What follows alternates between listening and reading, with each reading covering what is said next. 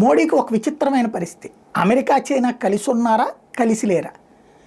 చైనాని దెబ్బతీయడం కోసం అని చెప్పేసి ఏదైతే భారతదేశపు సరిహద్దుల్లో ఉన్నటువంటి బంగ్లా దగ్గర ఉన్నటువంటి saint Martin islands America కావాలనుకుంటుంది.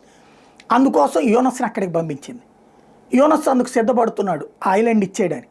At the same time ఏ చైనాకి శత్రువుగా అమెరికా ఆ ప్లేస్ కావాలనుకుంటుందో అక్కడి నుంచి ఒక బేస్ ఏర్పాటు చేసుకుని చైనాకి చెక్ పెట్టాలనుకుంటుంటే, అదే చైనాకి మన భారతదేశానికి ఎక్కడైతే చికెన్ నెక్ ఉందో అవతల ఉన్నటువంటి ఎయిర్ బేస్ని, అంటే వాళ్ళకు ఉన్నటువంటి ఎయిర్పోర్ట్ని చైనాకి ఇవ్వడానికి రెడీ అవుతుంది.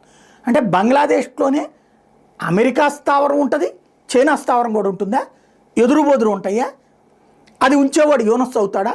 అంటే అమెరికా చైనా కలిసి నాటకం ఆడుతున్నాయా, లేదా ఒకదానికొకళ్ళు వ్యతిరేకంగా నాటకం ఆడుతున్నారా?